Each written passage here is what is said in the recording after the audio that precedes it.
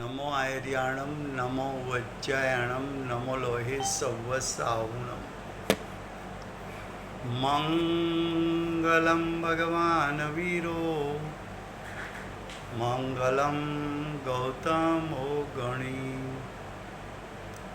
મંગલમ કુંદ કુંદાર્યો જૈન ધર્મોસ્તુ મંગલમ ઓમકાર બિંદુ સંયુક્તમ નિત્યમ જાયંતી યોગિન કામદમ મોક્ષદમ ચેવ ઓમકારાય નમો નમઃ અહોપકાર જિનવરનો કુંદનો ધ્વનિ દિવ્યનો જીન કુંદ ધ્વનિ આપ્યા અહો આ ગુરુ કાહનનો તુજ જ્ઞાન ધ્યાનનો રંગ અમયા દર્શ રહો હો શિવ પદ તક તુજ સંગ માતા હાથ ગ્રહો.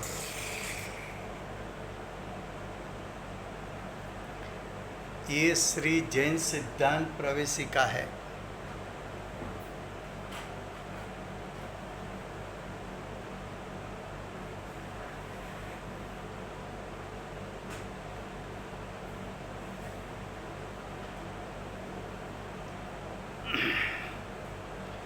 उसका अध्याय दूसरा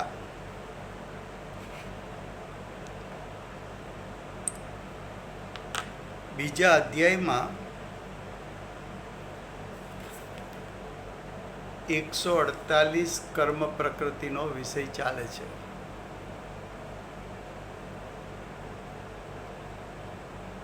એમાં પ્રશ્ન 323 ઉપર આપણે આવ્યા છીએ. प्रश्न 323 के पहले विषय ये था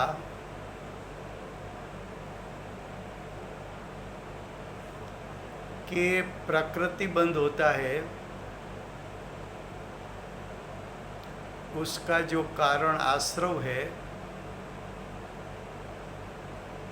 वो आश्रव के भेद, आश्रव के कारणों के भेद 5: मिथ्यात्व,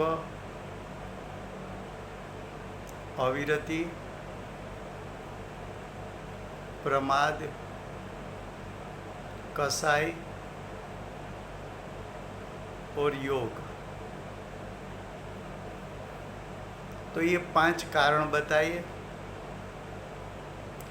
उसमें मिथ्यात्व का प्रकार भी बताया, अविरति के प्रकार भी बताया, प्रमाद का प्रकार बताया,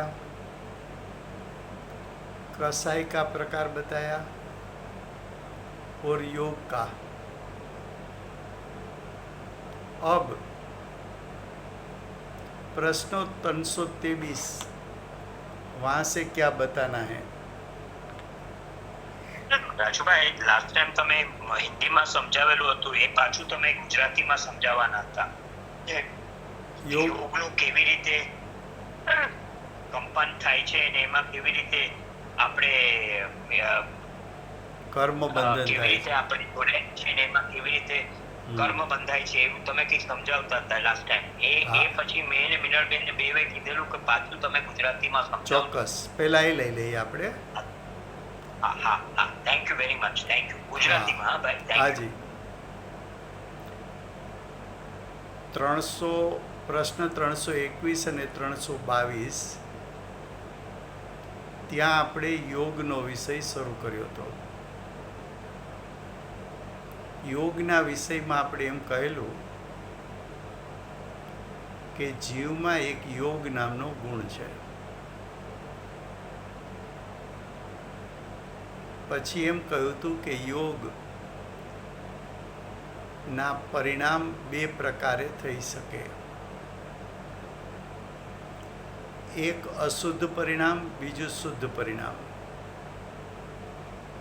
અશુદ્ધ પરિણામ થાય તો યોગ ગુણને કારણે આત્માના પ્રદેશોનું કંપન થાય.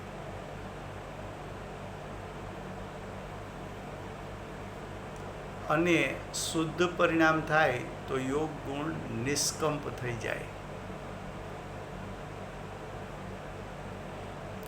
યોગ ગુણ છે ત્રિકાળ.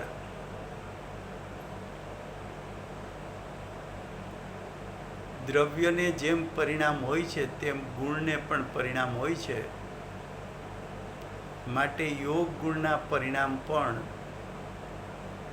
ત્રણેયકાર પ્રત્યેક સમયે એનું પરિણામ થાય છે.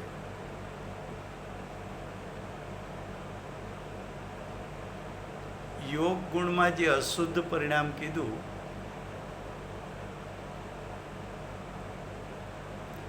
એ અશુદ્ધ પરિણામ પહેલા ગુણસ્થાનથી 13મા ગુણસ્થાન સુધી હોય છે.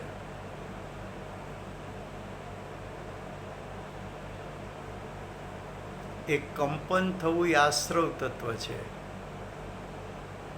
તો આશ્રવ તત્વ એક તત્વ એવું છે કે 1 થી 13 ગુણસ્થાન જોવા મળે.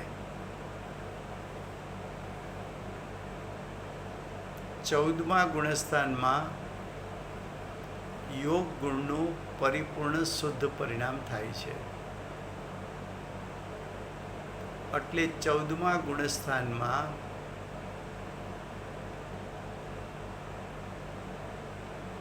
કંપન હોતું નથી.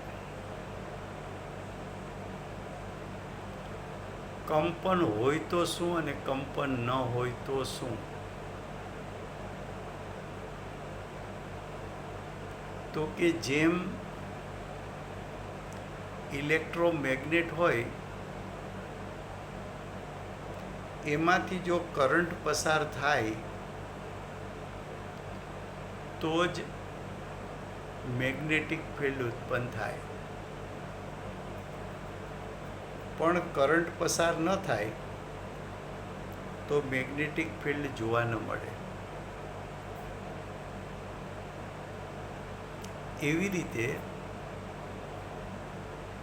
યોગ ગુણનું કંપન થાય આત્માના પ્રદેશોમાં તો કંપનનું નિમિત્ત પામીને કાર્બન વર્ગના કર્મ રૂપે થાય. જેમ મેગ્નેટિક ફિલ્ડ ઉત્પન્ન થાય તો આયરન પાર્ટિકલ્સ મેગ્નેટ પાસે ચીટકવા માટે આવે, એમ આત્માના પ્રદેશો એનું કંપન થાય તો કાર્બન વર્ગના કર્મરૂપે થઈને આત્મા સાથે ચીટકવા આવે. પણ ચીટકવા માટેનું કારણ કંપનથી કર્મ આવ્યા, પણ ચીટકે છે કોને કારણે? તો કે જીવમાં મોહ રાગ દ્વેષ ઉત્પન્ન થાય છે. એ મોહ રાગ દ્વેષ પણ આત્માના સર્વ ક્ષેત્રથી ઉત્પન્ન થાય છે. કંપન પણ આત્માના સર્વ પ્રદેશથી ઉત્પન્ન થાય છે. તો આત્માના સર્વ પ્રદેશે કર્મ ચીટકવા માટે આવે ત્યારે આત્માના સર્વ પ્રદેશે જે મોહ રાગ દ્વેષ ઉત્પન્ન થયા એ આત્માની અરૂપી ચિકાસ છે, જેને શાસ્ત્ર ભાષામાં સ્નિગ્ધ પરિણામ કીધા છે. એ ચિકાસને કારણે આવેલા કર્મ આત્માના પ્રદેશે ચીટકી જાય છે. હવે જો કંપન ન થાય એટલે કે યોગ ગુણ શુદ્ધતા રૂપે પરિણમે અને યોગ ગુણનું પરિણામ નિષ્કંપ થાય તો કારમણ વર્ગના કર્મરૂપે થતી નથી અને આત્માના પ્રદેશ સાથે ચીટકવા આવતી નથી.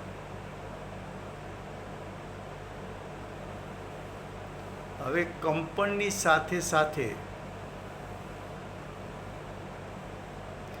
એ કંપન કોનાથી રંગાયેલું છે, એટલે કે બીજા કયા પરિણામથી રંગાયેલું છે?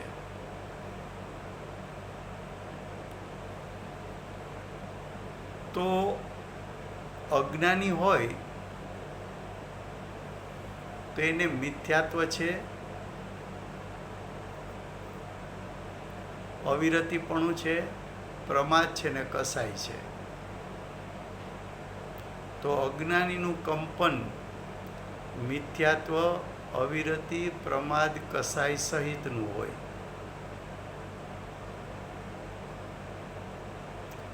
હવે જો અજ્ઞાની સમ્યક દ્રષ્ટિ થાય ને ચોથે ગુણસ્થાને આવે તો હવે કંપન મિથ્યાત્વથી રહિત પણ અવિરતિ છે, પ્રમાદ છે, કસાયમાં અનંતાનુબંધી કસાય નથી, અપ્રત્યાખ્યાન, પ્રત્યાખ્યાન, સંજોલન કસાય છે, નો કસાય છે. તો ચોથા ગુણસ્થાનવાળાને કંપન મિથ્યાત્વ અને અનંતાનુબંધી કસાય રહિત છે. એટલે કર્મ ચીટકવાની જાત બદલી જશે.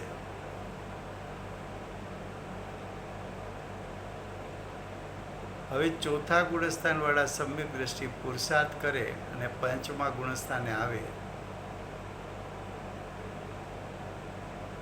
તો મિથ્યાત્વ પણ નથી, અનંતાનુબંધી કસાય નથી, અપ્રત્યાખ્યાન કસાય નથી,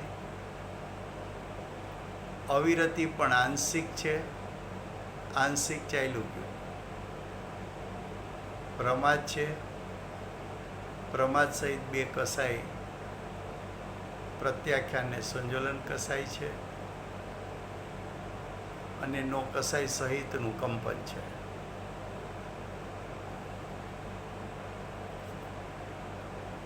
હવે અજ્ઞાનીનું કંપનની જાત જુદી, સમ્યક દ્રષ્ટિના કંપનની જાત જુદી, શ્રાવકના કંપનની જાત જુદી. કેમ?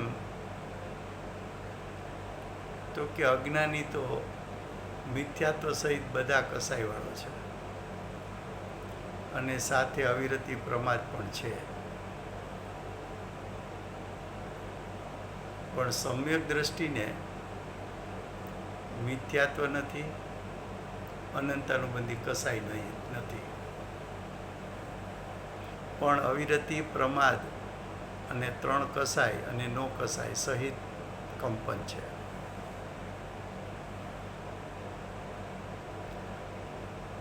પાંચમા ગુણસ્થાને મિથ્યાત્વ પણ નથી, બે કસાય પણ નથી, આંશિક અવિરતિનો નાશ થયો, આંશિક છે.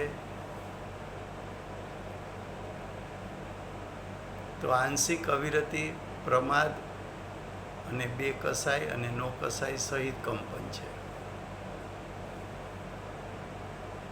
મુનિ થયા તો મિથ્યાત્વ નથી સાતમા ગુણસ્થાને, અવિરતિ પણ નથી, પ્રમાદ પણ નથી, કસાયમાં અનંતાનુબંધી કસાય નથી, અપ્રત્યાખ્યાન કસાય નથી, પ્રત્યાખ્યાન કસાય નથી, માત્ર સંજોલન કસાય અને નો કસાય સહિતનું કંપન છે.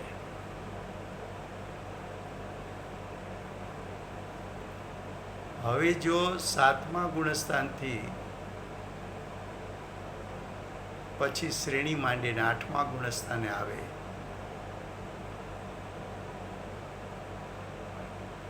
તો શ્રેણી આરોહણ શરૂ કરે એટલે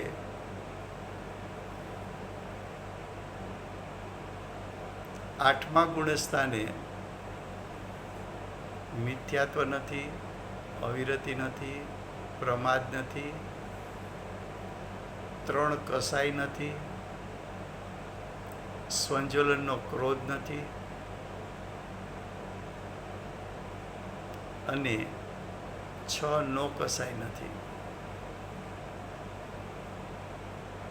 9મા ગુણસ્થાનમાં આવે તો મિથ્યાત્વ નથી, અવિરતિ નથી, પ્રમાદ નથી, ત્રણ કસાઈ નથી, અનંતાનુબંધી, અપ્રત્યાખ્યાન, પ્રત્યાખ્યાન, સ્વંજોલનમાં ક્રોધ નથી, માન નથી અને નો કસાઈ બધા નાશ પામી જાય છે. 10મા ગુણસ્થાનમાં આવે તો માત્ર લોભ છે સ્વંજોલનનો અને સાથે કંપન છે. 12મા ગુણસ્થાનમાં આવે તો લોભ પણ નથી, 12માના અંતે લોભ પણ નથી, માત્ર 13મામાં માત્ર કંપન છે. જો મિથ્યાત્વ, અવિરતિ, પ્રમાદ, કસાઈ ને નો કસાઈ ન હોય ને ખાલી કંપન હોય તો માત્ર સાતા વેદનીયનું કર્મ 13મા ગુણસ્થાનમાં આવે પણ એ કર્મ આત્મા સાથે ચીટકે નહીં, બંધ ન થાય. જે સમય આવે એ સમય આત્માના પ્રદેશે અથડાઈને નીચે પડી જાય.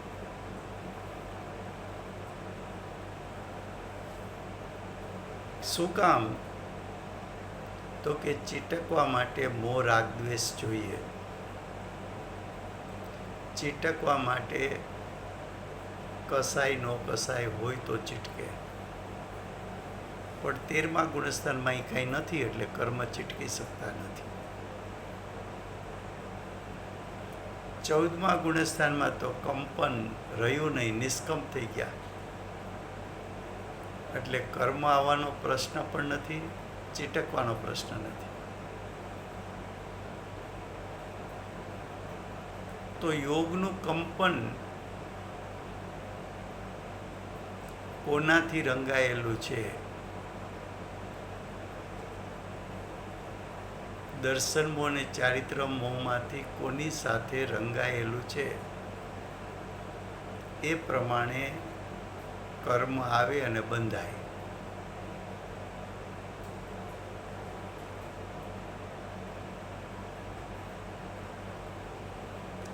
બધું કદાચ હું અહીંથી બોલું પણ બધું કાંઈ બધાને યાદ ન રહે, પણ સામાન્ય ન્યાયથી આપણે યાદ રાખવાનું કે મિથ્યાત્વ એટલે દર્શન મોહ, અવિરતિ, પ્રમાદ, કસાય એટલે ચારિત્ર મોહ. કંપન કોનાથી રંગાયેલું છે? દર્શન મોહ ને ચારિત્ર મોહથી.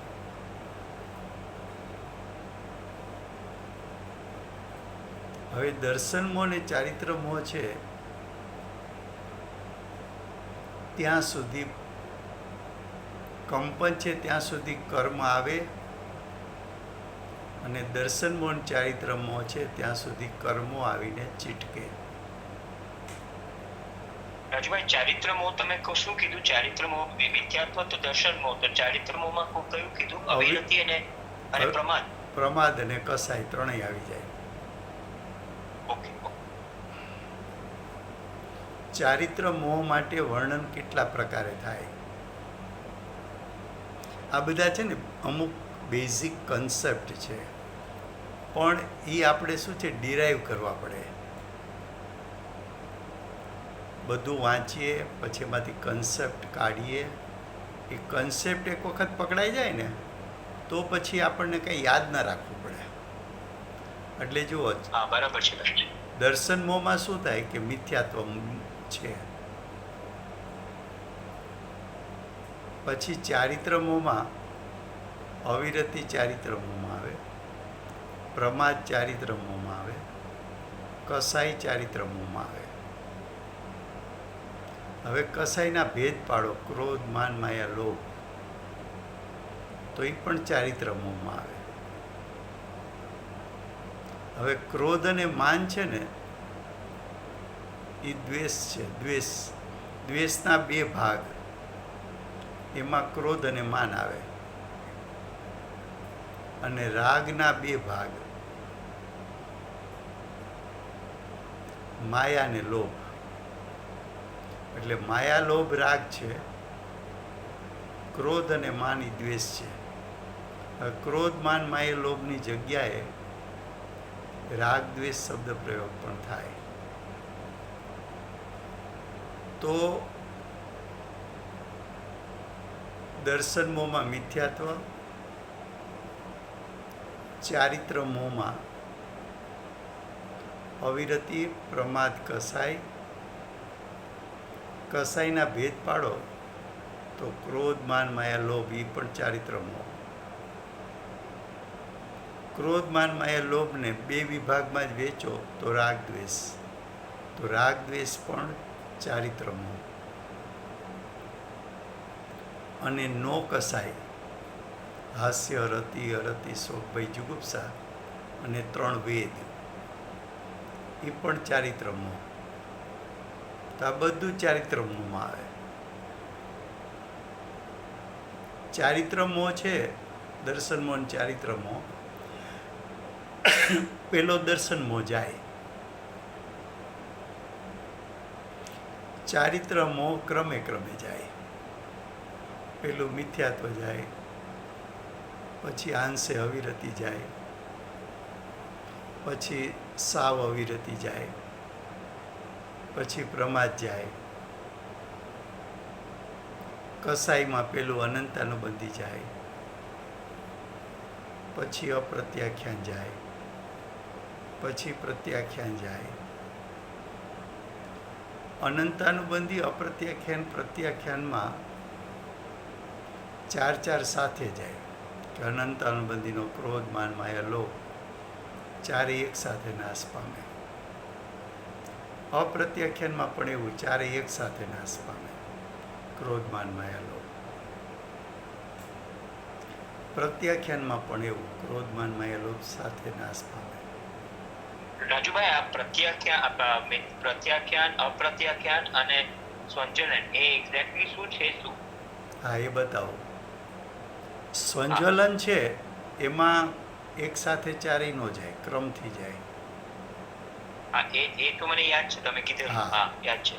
પછી હવે આ અનંતાનુબંધી, અપ્રત્યાખ્યાન, પ્રત્યાખ્યાન, સંજ્વલન શું છે? તો કે કસાઈના ભેદ પાડો તો ક્રોધ, માન, માયા, લોભ કહેવાય. પણ કસાઈની ઇન્ટેન્સિટી,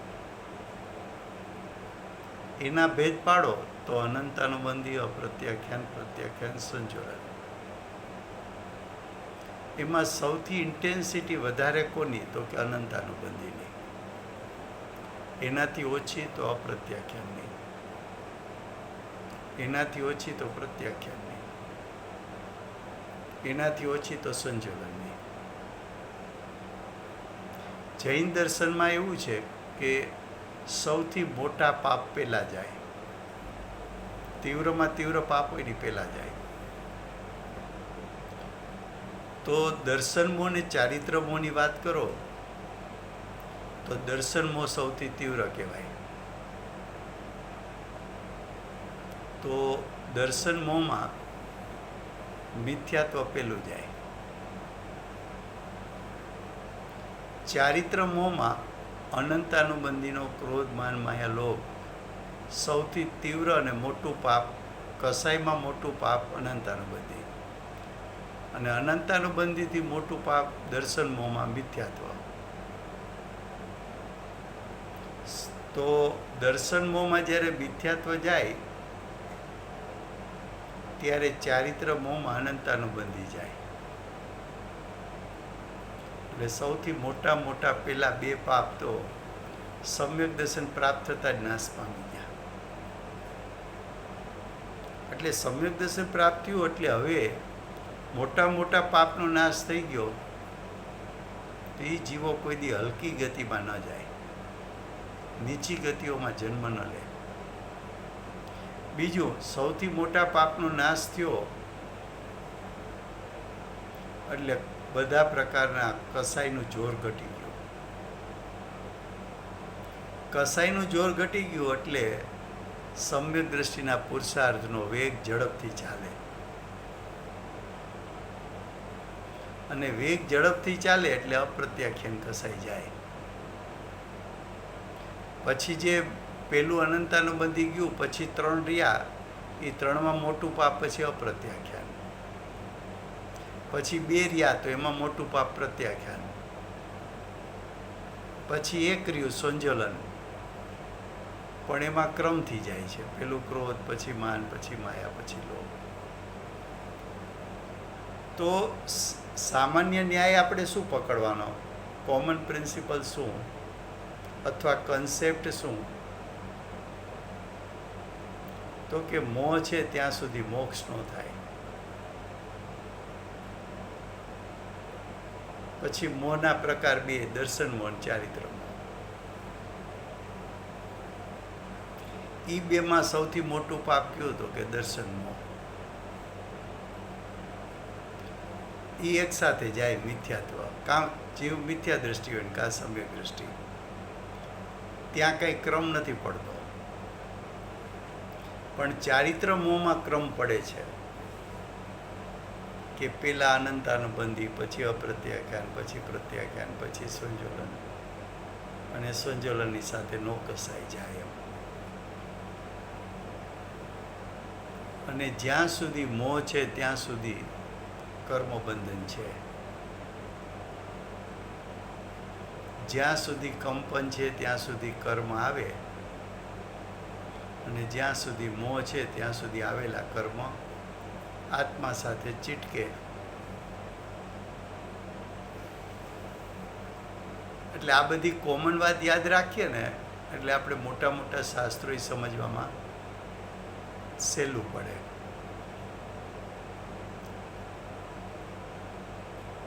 હવે આ આપણે યોગ માટે જે વાત, રાજુભાઈ, હાજી, હા, તમે કીધું કે જો એકવાર સમ્યક દર્શન થઈ જાય પછી હલકી ગતિ ના આવે, હા, પણ હલકી ગતિ ના આવે, પણ આપણે આ જો પહેલેથી બંધ થયો હોય આયુષ્યનો, તો પછી તો નરકમાં જાય તો હલકી ગતિ જ થઈ ને. હા, પણ એમાંય તફાવત પડી જાય. તફાવત કેવો પડે તો કે શ્રેણિક રાજા મિથ્યા દ્રષ્ટિ હતા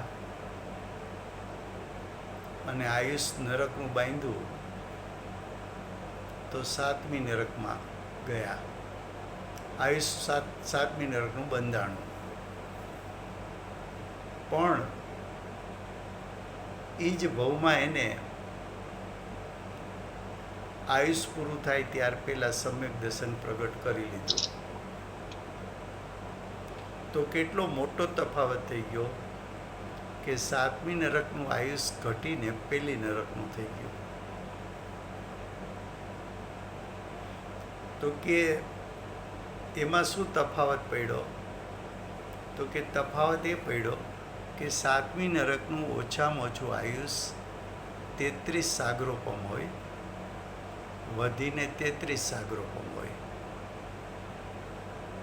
જ્યારે પહેલી નરકનું આયુષ ઓછામાં ઓછું 10,000 વર્ષ, વધીને 1 સાગરોપમ. તો 23 થી 33 સાગરોપમ અને 10,000 થી 1 સાગરોપમ, આટલો પહેલી ને 7મી નરક વચ્ચે અંતર છે, તફાવત છે આયુષ બંધનો. પહેલી વાત એ. હવે જે પહેલી નરક છે એમાં 10,000 થી 33 1 સાગરોપમનું આયુષ છે, પણ શ્રેણિક રાજાને માત્ર 84,000 વર્ષનો જ આયુષનો બંધ થયો. ક્યાં એક સાગરોપમ અને ક્યાં 84,000 વર્ષ. બીજું કે 7મી નરકની દુઃખની વેદના, તો કે પહેલી નરકના દુઃખની વેદના કરતાં અનંત ગુણી બીજામાં, બીજા કરતાં ત્રીજામાં અનંત ગુણી, ત્રીજા કરતાં ચોથામાં અનંત ગુણી, ચોથા કરતાં પાંચમામાં અનંત ગુણી, પાંચમા કરતાં છઠ્ઠામાં, અને છઠ્ઠા કરતાં સાતમામાં. તો દુઃખના વેદનની અપેક્ષાએ જુઓ તો પણ કેટલો મોટો તફાવત પડી ગયો. એ બંને વાત તમે લ્યો તો તમને સમ્યક દર્શનનો મહિમા ઓટોમેટિક ખ્યાલ આવી જાય કે સમ્યક દર્શનની કેટલી તાકાત છે. હવે સમ્યક દર્શનની બીજી રીતે શક્તિ જુઓ તો માનો કે એને કોઈ આયુષબંધ પહેલાં નથી પડ્યો અને સમ્યક દર્શન થયા પછી આયુષબંધ થયો, તો એક વખત સમ્યક દર્શન થયું તો પૂર્વના અનંત ભવ ગયા 4 ગતિમાં, પણ સમ્યક દર્શન થાય પછી માત્ર વધુમાં વધુ 15 ભવ. તો હવે ભવિષ્યના અનંત ભવ નથી થવાના, તો અનંત ભવની અપેક્ષા એ 15 ભવ કંઈ નથી. તો એ સમ્યક દર્શનનો મહિમા કેટલો.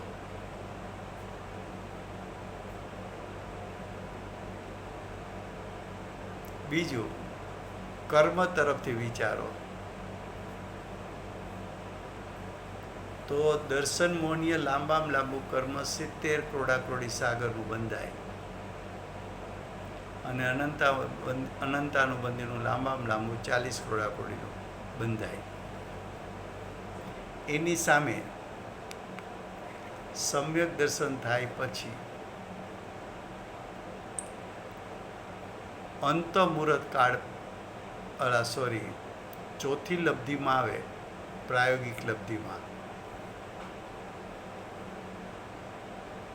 તો 70 કરોડાકરોડી ના જે લાંબા કર્મ સત્તામાં હતા એ અંત કરોડાકરોડી થઈ ગયા, 1 કરોડાકરોડીની અંદર થઈ ગયા. 70 કરોડાકરોડીનો અર્થ શું? તો કે 70 multiplied by 1 crore multiplied by 1 crore. એની સામે 1 કરોડાકરોડીથી ઓછા, એટલે 1 multiplied by 1 crore multiplied by 1 crore. તો કેટલી કર્મની સ્થિતિઓ પણ ઘટી ગઈ. હજી સમ્યક દર્શન પહેલાં. હવે વિચારો કે અંત કરોડાકરોડીમાં આવ્યો પછી સમ્યક દર્શન થયું તો પાછી કેટલી કર્મોની સ્થિતિ ઘટી જાય. એટલે સમ્યક દર્શનનો મહિમા તો અસ્થિની બદલે નાસ્તિથી પહેલાં આપણે આ બધું વિચાર્યું તોય તમે વિચારો તો તમને એમ થાય કે આ સમ્યક દર્શન થાય એ તો ધન્ય પુરુષ છે, ધન્ય જીવ છે. કેટલો ચારે બાજુથી કર્મોને કાપી નાખ્યા, કર્મોના સ્થિતિ અનુભાગને ઘટાડી નાખ્યા, ભાવ ઘટાડી નાખ્યા, હલકા ભાવ ઘટાડી નાખ્યા.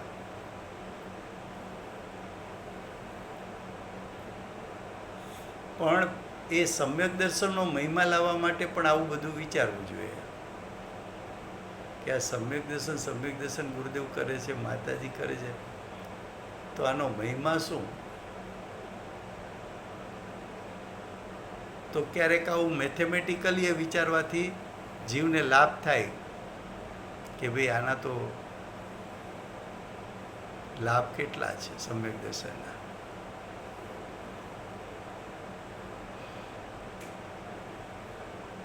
હવે રાજુભાઈ, તમે એક બીજી ચીજ બી કીધેલી હતી, એ બી આઈ થિંક આ વિષય લગતી જ છે, એટલે હું કહું છું કે તમે કીધું કે સૈનિક રાજાનું 84,000 વર્ષનું આયુષ્ય એટલા માટે થયું કારણ કે પંચમ કાળના અંત સુધી પછી છઠ્ઠો કાળ અને પછી પહેલો અને બીજો કાળ થાય એટલે બધા 21 વર્ષના હોય એટલે માટે એમને 84,000 થાય. હા હા 21 into 4 એટલે 84,000. હા નહીંતર તો એના કરતા ઓછું કદાચિત થશે.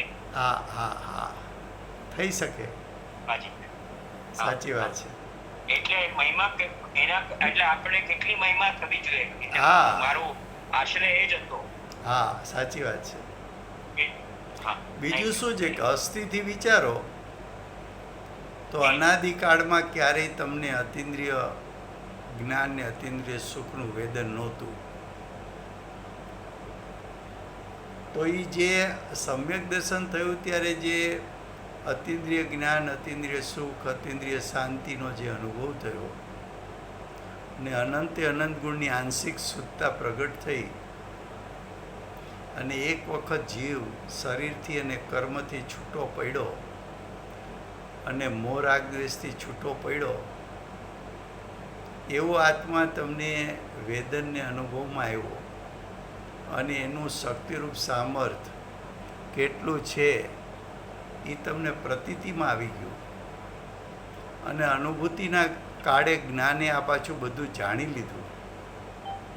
હવે તમારું જ જ્ઞાન આત્માના સ્વરૂપને જાણી લે, તમારું જ જ્ઞાન એમ કહે કે આ તો સિદ્ધ પરમાત્મા જેટલું મારામાં સામર્થ્ય છે અને એ સામર્થ્યની પ્રતીતિ તમે પોતે જ કરી લ્યો ને અતિન્દ્રિય જ્ઞાન, અતિન્દ્રિય સુખ અને અતિન્દ્રિય શાંતિ એનું વેદન જ તમે પોતે કરી લ્યો અને તમને સમ્યક દર્શનના કાળે શરીરથી ભિન્ન આત્મા પ્રતીતમાં પણ આવે ને જાણવામાં પણ આવે અને દર્શન મોહ અને અનંતાનુબંધી કસાઈથી રહિત એવો શુદ્ધાત્મા તમને પ્રતીતમાં પણ આવે ને વેદનમાં પણ આવે. પછી હવે તમારે ક્યાં કોઈને કંઈ પૂછવાનું રહે છે અને તમે શું કામ બીજાની સામે નજર કરો? તમને એટલી તો ખબર પડી ગઈ કે મારું સુખ અંદરથી આવશે. તો હવે વારંવાર તમે અંદર જાઓ કે બહારમાં ઉપયોગ રાખો.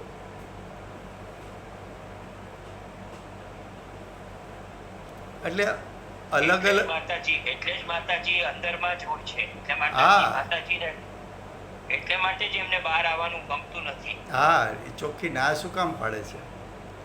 એટલું બધું કેમ બોલ્યા કે ભાઈ હવે તો કોઈએ કહ્યું કે ભાઈ તમારી તો સ્ત્રી પર્યાય છે, મુનિ પણ આવવાનું નથી, તો પછી આટલો પુરુષાર્થ કેમ? તો કે હવે પછીના ભવમાં જ્યારે મનુષ્ય ભવ આવે ત્યાર પહેલાં ચારિત્ર મોહના મૂળિયા એવા ઢીલા પાડી દેવા છે કે મનુષ્ય ભવ આવે એ ભેગું તરત જ મુનિ પણ આવે અમને. એટલે અત્યારથી તૈયારી ભવિષ્યના મુનિપણાની કરતા હતા, સમજી લો. તો એની જાગૃતિ કેટલી! વાહ ગુરુદેવ, વાહ માતાજી, વાહ. હા, હવે જેમ આપણે અત્યારે જેમ લૌકિકમાં 2 પેઢી 4 પેઢીનું વિચારતા હોય ને ધન માટે, તો જ્ઞાની તો મોક્ષ માટે વિચારે છે અને સમ્યક દ્રષ્ટિને ખબર છે કે મુનિપણું આવ્યા વગર મોક્ષ થતો નથી. એટલે પેલી ભાવના કઈ ભાવે છે? ક્યારે થઈશું બાહ્ય અંતર નિગ્રંથ થજો, ક્યારે અમે મુનિપણું ધારણ કરશું. એટલે સમ્યક દર્શનનો મહિમા કરવા માટે પણ એને ચારે બાજુથી વિચારવું જોઈએ કે આવું મારે સમ્યક દર્શન પ્રાપ્ત કરવું છે. એ વિચાર્યા કરે તો એને એ બાજુનો પુરુષાર્થનો વેગ વધે.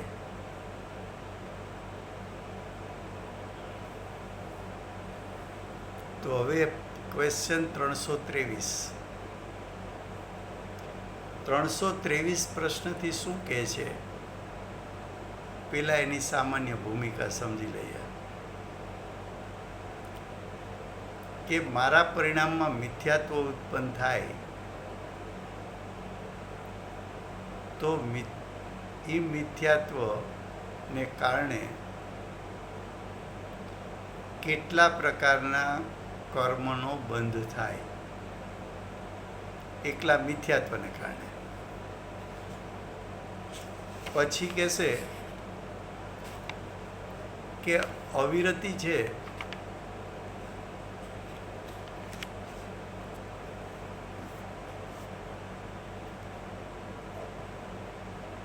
અનંતાનુબંધી કસાયની સાથે અવિરતિપણું છે. કેમ? તો કે જ્યાં સુધી વ્રત લીધા નથી. વ્રત કેમ નથી લીધા? તો કે અજ્ઞાન દશા છે ત્યાં સુધી વ્રત હોતા નથી, અને અજ્ઞાન દશા છે એટલે અનંતાનુબંધી કસાય પણ છે. તો હવે અનંતાનુબંધી ને અવિરતિ બે સાથે હોય ત્યારે કેટલા કર્મો બંધાય? પછી માનો કે અનંતાનુબંધીનો નાશ થયો તો અપ્રત્યાખ્યાન કસાય છે સાથે અવિરતિ છે, તો એનાથી કેટલા કર્મો બંધાય?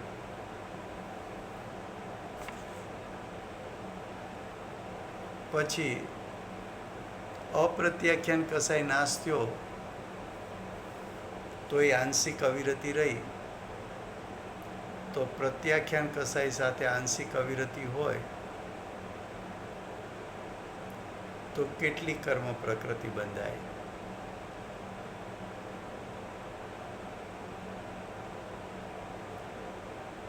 હવે અવિરતિ પણ ગયું અને પ્રત્યાખ્યાન ગયું, પણ મુનિપણામાં સવિકલ્પ દશા આવી તો પ્રમાદ કહેવાય. તો પ્રમાદને કારણે કેટલી પ્રકૃતિ બંધાય?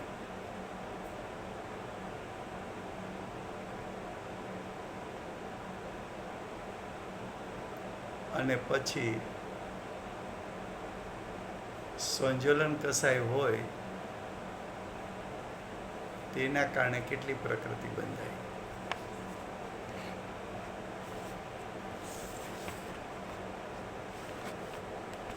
પછી મિથ્યાત્વ પણ ગયું, અવિરતિ પણ ગયું, પ્રમાદ પણ ગયો, અનંતાનુબંધી પણ ગયું, અપ્રત્યાખ્યાને ગયું, પ્રત્યાખ્યાન કસાય ગયો, સંજ્વલન ગયો, નો કસાય ગયા. હવે માત્ર કંપન રહે તો કઈ પ્રકૃતિનો બંધ થાય? અને પછી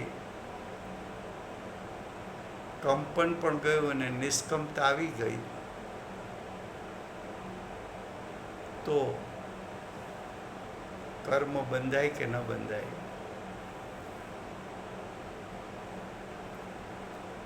આવી એક એક વાત જુદી કરીને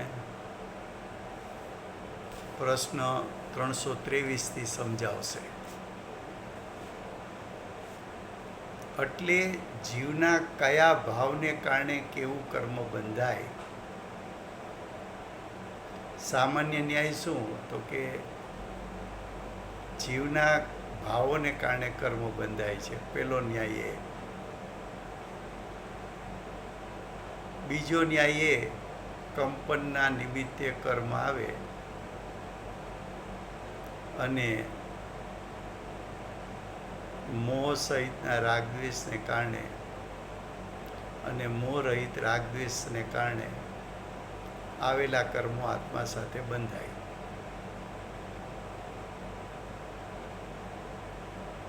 પછીનો ન્યાય એ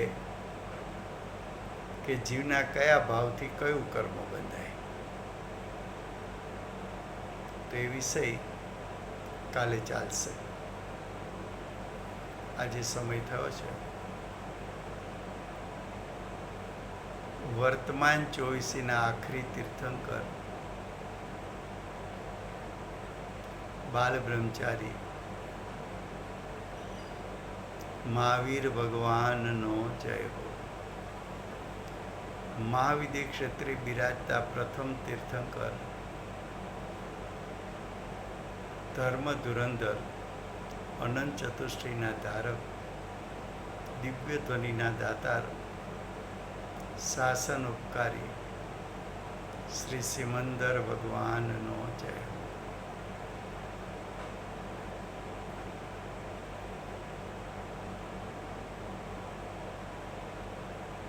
કેવળ જ્ઞાનની તળેટીમાં બેઠેલા મહાસમર્થ આચાર્ય, આગમોના રચયિતા ભગવત કુંકુંદાચાર્ય દેવનો જય.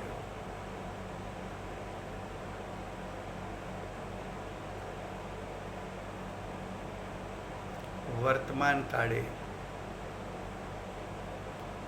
જીવની મુખ્યતાથી ઉપદેશ આપનાર, તીર્થના નાયક, તીર્થના સ્થાપક, તીર્થના પ્રવર્તક, પરમ કૃપાળુ શ્રી સદગુરુ દેવનો જય.